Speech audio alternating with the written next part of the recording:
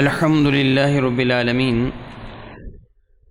الصلاۃ والسلام علی سید الانبیاء والمرسلین وعلی آلہ واصحابہ اجمعین، اما بعد، اعوذ باللہ من الشیطان الرجیم، بسم اللہ الرحمن الرحیم۔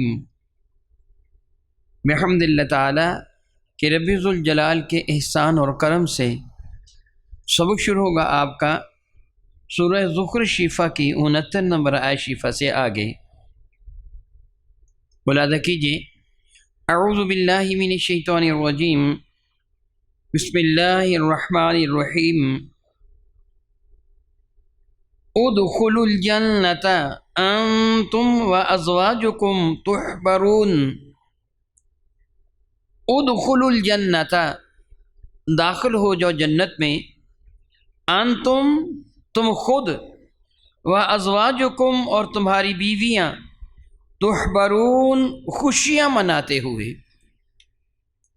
رب کائنات جل وعلا کے ارشاد گرامی قدر ان لوگوں سے ہوگا کہ جن کا تذکرہ قبل ازیں آپ قرآن مجید فرقان مجید کے حوالے سے سن رہے ہیں، جس طرح پچھلی آیات مبارکہ میں رب کائنات جل وعلا کے ارشاد گرامی قدر ہے کہ یا عبادی لا خوف علیکم اليوم ولا انتم تحزنون۔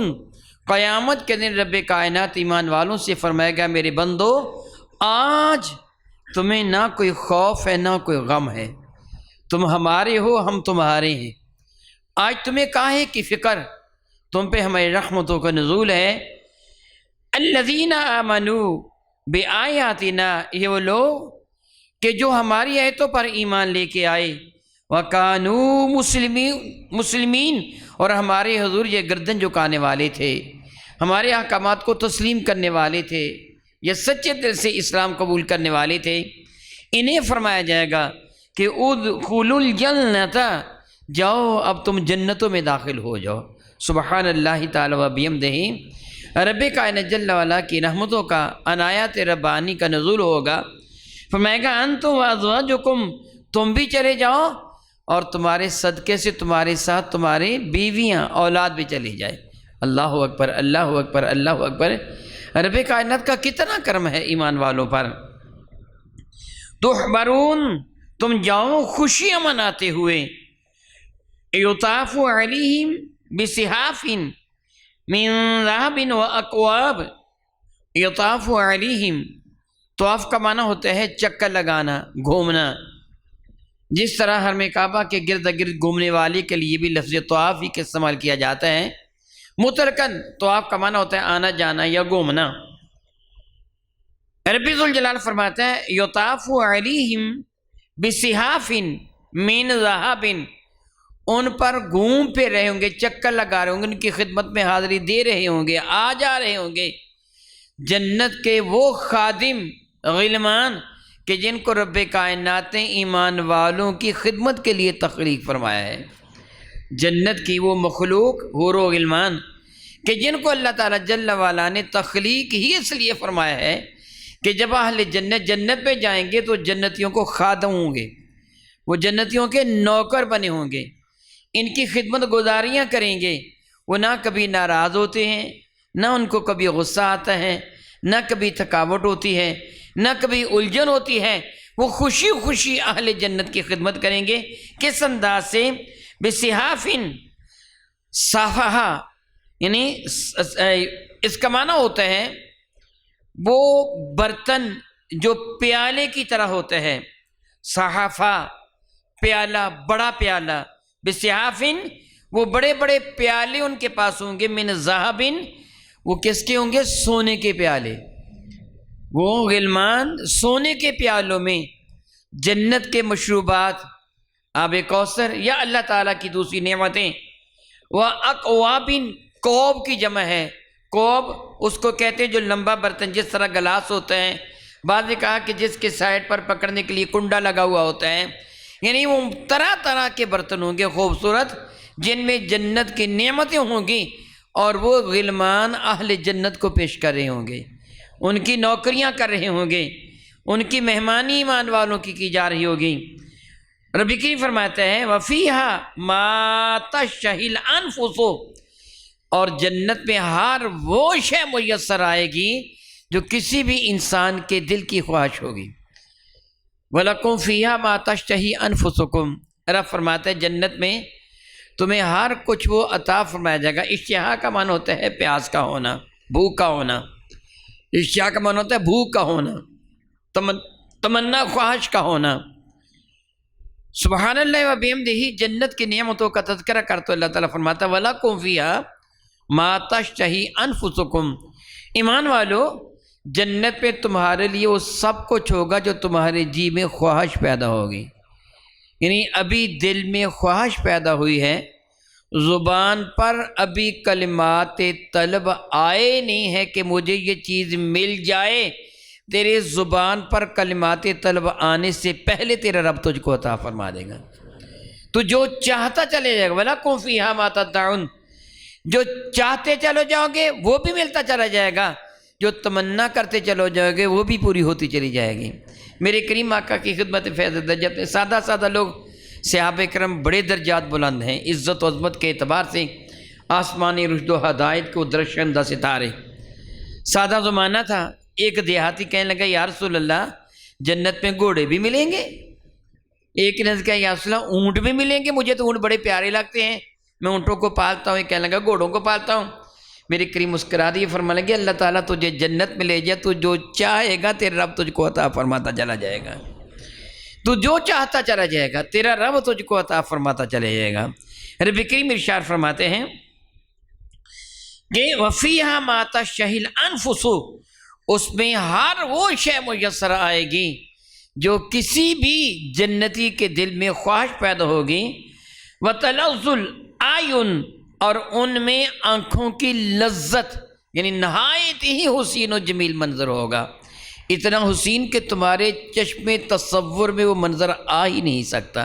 جنت کی نعمتیں دنیا کی کسی بھی نعمت سے ان کو کما حق کو ہو تشبیہ نہیں دی جا سکتی۔ تمام و کمال کہا جائے کہ ایسی ہی وہ ہے نہیں، دنیا کی کوئی بھی شے جنت کے مقابلہ میں کوئی بھی حقیقت نہیں رکھتی۔ معاذ اور معاذ نام تو یوں ہوں گے، مگر حقیقت میں وہ چیزیں دنیا کی کوئی بھی چیز اس کی طرح نہیں ہو سکتی۔ رب کریم فرماتے ہیں اور پھر یہ چیزیں جو تمہیں ملیں گی نا، یہ آنکھوں کی لذت، یہ کام و دہن کی لذت، یہ سرور، یہ کیف، یہ آرام، یہ سکون، یہ عزتیں، یہ عظمتیں، یہ شرف، یہ کرامت، یہ مہمانیاں، یہ خدمتیں، یہ ساری چیزیں سال دو سال کے لیے نہیں، ہزار دو ہزار سال کے لیے نہیں، لاکھ دو لاکھ سال کے لیے نہیں، بلکہ رب کریم فرماتے ہیں وَأَنْتُمْ فِيهَا خَالِدُونَ، پھر جنتوں میں تم ہمیشہ ہمیشہ رہو گے، پھر نہ موت آئے گی نہ کبھی جنت سے تمہیں نکالا جائے گا۔ رب کائنات جل وعلا کی نعمتوں سے ایک آدمی ہوتا ہے مانوس ہو جاتا ہے کسی بھی شے سے، وہ آدمی کچھ عرصہ تک وہاں رہتا ہے پھر مانوس ہو جاتا ہے، پھر اس کی خوشی ختم ہو جاتی کہ رہتے ہی وہاں ہے۔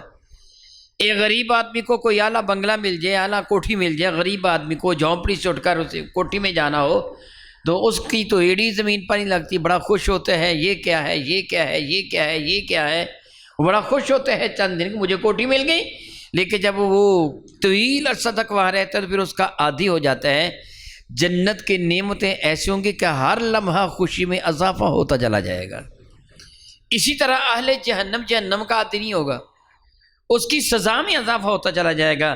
رب ذوالجلال فرماتے ہیں وَأَنْتُمْ فِيهَا خَالِدُونَ، اور تم کو جنتوں میں ہمیشہ ہمیشہ رہنا ہے۔ وَتِلْكَ الْجَنَّةُ الَّتِي أُورِثْتُمُوهَا، یہ وہ جنت ہے کہ جس جنت کا ہم نے تمہیں وارث بنا دیا ہے۔ سبحان اللہ تعالی و بحمدہ۔ ایک حدیث مبارکہ کا مفہوم کچھ یوں بنتا ہے کہ میرے اور آپ کے کریم آقا تاجدار بوجم شفیع معظم رحمت عالم صلی اللہ علیہ وسلم کا ارشاد گرامی قدر ہے کہ ہر انسان جس کو اللہ تعالیٰ نے تکلیف فرمایا اس کے لیے جنت میں بھی جگہ ہے، اس کے لیے جہنم میں بھی جگہ ہے، اس کے لیے جنت میں بھی جگہ ہے، اس کے لیے جہنم میں بھی جگہ ہے۔ معاذ اللہ ثم معاذ اللہ، یہ نہ کچھ سمجھے کہ شاید اللہ تعالیٰ کو پتہ نہیں کون کون جنت پہ چلا جائے گا، کون کون جہنم میں رہے گا، کہ اللہ کو علم نہیں، یہ تصور بھی کفر ہوگا۔ اللہ تعالیٰ تو جانتا ہے، بلکہ وہ مشہور حدیث مبارکہ جو میں ایک سے زیادہ مرتبہ عرض کر چکا ہوں کہ میرے کریم آقا 2 کتابیں لے کے آئے تھے، اور فرمایا تھا اس میں سارے جنتیوں اور جہنمیوں کے نام ہیں۔ رب تو رب رہا، رب نے تو اپنے محبوب کو بھی بتا دیا۔ تو پھر ان کی جگہ کیوں ہیں؟ ایمان والوں کو رب کائنات جل والا جہنمیوں کی جگہوں کا مالک بنا دے گا، اور جہنمیوں کو ایمان والوں کی جگہ کا وارث بنا دیا جائے گا۔ جس طرح حدیث مبارکہ میں ہے کہ جب انسان قبر میں جاتا ہے، یعنی عالم برزخ میں جاتا ہے، تو اس سے جو سوالات ہوتے ہیں، من ربک ما دینک ما کنت تقول فی الرجل، یہ سوالات جو کیے جاتے ہیں، جو جوابات صحیح دے دیتا ہے صاحب ایمان ہوتا ہے، رب ذوالجلال فرشتوں کو حکم دیتا ہے کسے کہہ دو نم کنومت العروس، اس طرح سو جائے جس طرح دلہن سو جاتی ہے، اس کی قبر کو جنت کے باغوں میں سے ایک باغ بنا دو۔ تو فرشتے اللہ تعالیٰ کے حکم کے ساتھ اس کی قبر میں ایک کھڑکی کھولتے ہیں جہنم کی طرف سے، وہ ایک نظر جہنم میں ملنے والی سزاؤں کو دیکھتا ہے، اور وہاں کی معاذ اللہ تعالیٰ سماذ اللہ تعالیٰ تکالیف کا اور وہاں کی سزاؤں کا وہ نظارہ کرتا ہے، اور لرز جاتا ہے، کانپ جاتا ہے دیکھ کر۔ پھر یکا یک وہ دروازہ بند کر دیا جاتا ہے، اور اسے کہا جاتا ہے کہ اگر تو ہمارے سوالوں کا جواب صحیح نہ دیتا، صاحب ایمان نہ ہوتا، تو پھر یہ تیرا ٹھکانہ تھا، لیکن اب نہیں، اب تیری قبر کو جنت کے باغوں میں سے ایک باغ بنا دیا جائے گا۔ پھر اسے جو فرحت و سرور ہوتا ہے، اس کا مزہ اسے ہی آتا ہے، وہ شکر ادا کرتا ہے مولا تعالیٰ میں جہنم سے بچ گیا۔ گویا جہنم میں اس کو اس کی جگہ دکھائی جاتی ہے کہ اگر تو ایمان والا نہ ہوتا تو یہ جگہ تجھے میسر آنا تھی۔ اسی طرح جب بے ایمان کو سوال پوچھے جاتے ہیں، وہ کہتا ہے ہیہات لا ادری، ہائے میرے لیے افسوس ہے، میں تو جانتا ہی نہیں ہوں۔ یا منافق سے پوچھا جاتا ہے میرے کریم آقا کی زیارت کروانے کے بعد کہ ما کنت تقول، کیا تو کہا کرتا تھا ان کے بارے میں؟ وہ کہتا ہے لوگوں سے سنا تھا یہ اللہ کے نبی ہیں، میں نے بھی کہہ دیا اللہ کے نبی ہیں۔ تو کافر اور منافق کو رب کائنات جل وعلا کی جانب سے یہ سزا ہوگی کہ فرشتوں کو حکم دے گا اس کی قبر کو جہنم کے گھڑوں میں سے گڑھا بنا دو۔ پھر فرشتے اللہ تعالیٰ کے حکم سے اس کی طرف جنت کا دروازہ کھول دیں گے، وہ حد نگاہ تک پھیلی ہوئی جنت کی نعمتوں کو دیکھے گا، جنت کے انعامات اور جنت کے حسن و رعنائی کو دیکھے گا، کھو جائے گا، اس میں یکا یک دروازہ بند کر دیا جائے گا، اور کہا جائے گا اگر تو نے ہمارے سوالوں کا جواب صحیح دیا ہوتا تو یہ تیرا حصہ تھی، یہ جنت تجھے عطا کی جانی تھی، لیکن اب نہیں، کیونکہ تو نے ہمارے سوالوں کے جواب صحیح نہیں دیے، اب تیری قبر کو جہنم کے گھڑوں میں سے گھڑا بنا دیا جائے گا۔ پھر جو غم، جو تعصب، جو افسوس اسے ہوتا ہے، اس کا احساس ہوتے ہے کہ جنت چھین گئی اور جہنم مقدر بن گئی، یہ اس کا حصہ تھا۔ تو گویا ان کو وارث بنا دیا گیا۔ دوسرا یہ کہ آپ اچھی طرح جانتے ہیں کہ جو وراثت موروث کی ملتی ہے وہ بغیر کسی تکلف کے ملتی ہے۔ کسی شخص کا باپ فوت ہو گیا اور بچے کو 10 کروڑ روپے وراثت میں مل گیا، اس پہ اس کی محنت کیا ہوئی ہے؟ بچے کی کوئی بھی محنت نہیں ہوئی، باپ دادا کی وراثت سے سب کچھ مل گیا۔ گویا یوں سمجھو جنت تمہاری محنت سے نہیں، رب کی رحمت سے میسر آ جائے گی۔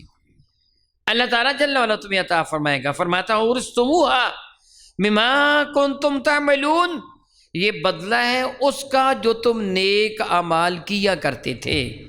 اب بھی میں یہ جملے کہہ چکا ہوں کہ جنت اللہ کی رحمت سے ملے گی۔ قرآن کریم میں بار بار اس چیز کا احساس دلایا گیا۔ میرے کریم آقا رسول عربی نے تو یہاں تک ارشاد میں تھا میں بھی اللہ کی رحمت کے ساتھ ہی جنت میں جاؤں گا، اپنے سر مقدس پہ ہاتھ رکھ کے فرمایا تھا میں بھی۔ گویا اللہ کی رحمت کے بغیر تو کوئی بھی جنت میں نہیں جائے گا۔ وہ جدا بات ہے کہ رب کائنات نے میرے کریم آقا کو سراپا رحمت بنا دیا، اب میرے نبی کے صدقہ سے جنت میں جائیں گے، کیونکہ ہر کوئی جنت میں جائے گا تو اللہ کی رحمت کی وجہ سے جائے گا، اور میرے نبی کائنات کے لیے اللہ کی رحمت ہے تو اب نبی کے صدقہ سے جنت میں جائیں گے، گویا رحمت کے ساتھ جنت میں جائے گا۔ پھر یہاں ہے کہ بما کنتم تعملون، یہ ہے بدلہ اس کا جو تم نے نیک اعمال کیے تھے۔ دراصل بات یہ ہے کہ بندہ جتنی بھی نیکیاں کرتا ہے، الحمدللہ رب العالمین، میں رب کائنات کے احسان و کرم تو دیکھیے آپ کتنی تعداد میں تشریف لائے ہیں نماز پڑھنے کے لیے، درس قرآن کریم کے لیے، مسجد بھری ہوئی ہے۔ آپ کا یہ آنا دراصل سب کچھ اپنے رب کو راضی کرنے کے لیے ہے۔ ہم جتنی بھی نیکیاں کرتے ہیں، جو نماز پڑھتا ہے، جو بندہ روزے رکھتا ہے، جو حج کرتا ہے، جو زکوٰۃ دیتا ہے، جو اللہ اللہ کرتا ہے، اپنے آپ کو گناہوں کی گندگی سے بچاتا ہے، نیکی اپناتا ہے، تکالیف برداشت کرتا ہے، سب کچھ کرتا ہے، دراصل یہ سب کچھ رب کو راضی کرنے کے لیے کرتا ہے۔ اور پھر اس کا صلہ کیا ملتا ہے؟ جس سے رب راضی ہو جاتا ہے اس کو جنت عطا فرما دی جاتی ہے۔ اس کا یہ معنی ہے کہ جو تم نے نیک عمل کیے تھے اپنے رب کو راضی کرنے کے لیے، تو تمہارے رب نے اس کا صلہ تمہیں جنت کی شکل میں عطا فرما دیا۔ نبی کریم ارشاد فرماتے ہیں لَكُمْ فِيهَا فَاكِهَةٌ كَثِيرَةٌ مِّنْهَا تَأْكُلُونَ، لَكُمْ فِيهَا فَاكِهَةٌ، اس جنت میں تمہارے لیے پھل ہیں، کثیرۃ بڑی کثرت کے ساتھ، وَمِنْهَا تَأْكُلُونَ، اور اس سے جو تم کھاؤ تمہیں بکثرت۔ حدیث مبارکہ کا مفہوم بنتا ہے جنتی جس پھل کی خواہش کرے گا، بطور مثال بڑا حسین و جمیل ایک درخت ہے، درخت کی چوٹی پہ ایک پھل لگا ہوا ہے، اور سارا درخت ہی پھلوں سے بھرا ہوا ہے، ایک سے بڑھ کر ایک، اور جنتی کہتا ہے نہیں میں نیچے والا نہیں، وہ اوپر والا پھل میں کھانا چاہتا ہوں، تو میرے کریم آقا کے ارشاد گرامی قدر کا مفہوم بنتے ہیں وہ پھل خود چل کر اس کے پاس آ جائے گا، اس کو توڑنے کی ضرورت نہیں ہوگی، خود چل کر اس کے پاس آ جائے گا۔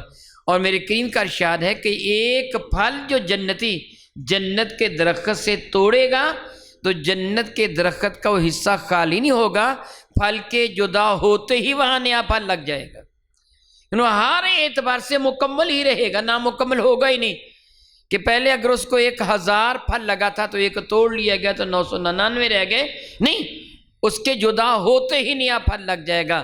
اس میں کمی نہیں آئے گی کہ جنت کی بہار میں خزان نام کی شے ہے ہی نہیں ہے۔